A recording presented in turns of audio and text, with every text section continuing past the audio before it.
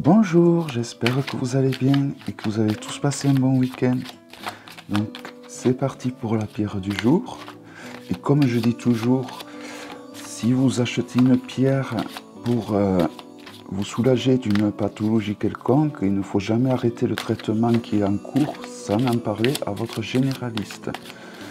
La lithothérapie est on va dire, sert à accompagner une maladie, mais ne remplace pas un diagnostic par un vrai médecin. Pour cette vidéo, j'utilise l'oracle Ovia de Jean-Michel Garnier aux éditions ACV et j'utilise également le livre Propriétés énergétiques des pierres et des cristaux, toujours aux éditions ACV de Jean-Michel Garnier. Donc c'est parti pour la pierre du jour. La pierre de lune. Je suis douceur et souplesse. Donc n'hésitez pas en fin de vidéo de faire pause si vous souhaitez méditer sur la pierre du jour, car beaucoup disent que l'on peut méditer à travers une carte. Donc pour les plus réceptifs d'entre vous, vous pouvez ressentir les bienfaits de la pierre du jour à travers cette carte. Donc la pierre de lune est une pierre féminine où justement les femmes, il est déconseillé de la porter les jours de pleine lune car elle est trop puissante pour vous, pour les femmes qui sont très réceptives, je parle évidemment. C'est une pierre qui va affiner votre sens de la radiesthésie si vous utilisez un pendule, entre autres. Il en existe des noires, des vertes, des marrons, des blanches bleutées comme sur la photo, qu'il ne faut pas confondre pour des labradorites.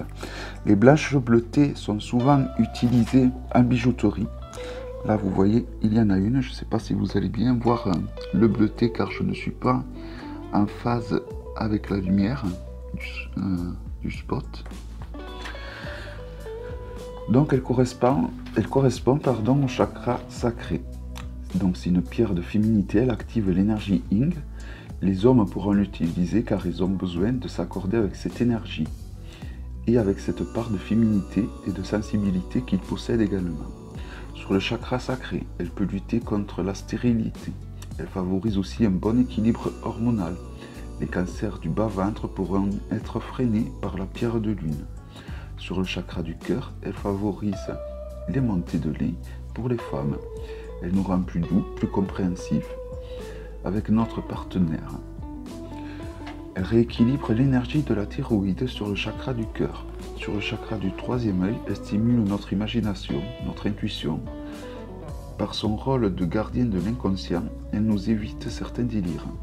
C'est une pierre qui développera notre activité spirituelle, particulièrement en lune descendante. Il faut éviter de porter en période de pleine lune, car son énergie serait trop forte, principalement pour les femmes. Elle peut être utilisée comme amplificateur radionique. On en posera un sur les témoins utilisés et l'autre sur l'émetteur.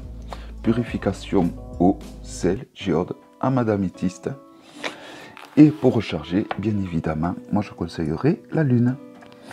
Donc j'espère que cette vidéo vous aura plu et que vous avez passé vraiment un très bon week-end. Et donc je vous dis à demain, à mardi, pour la pierre du mardi. Bye bye.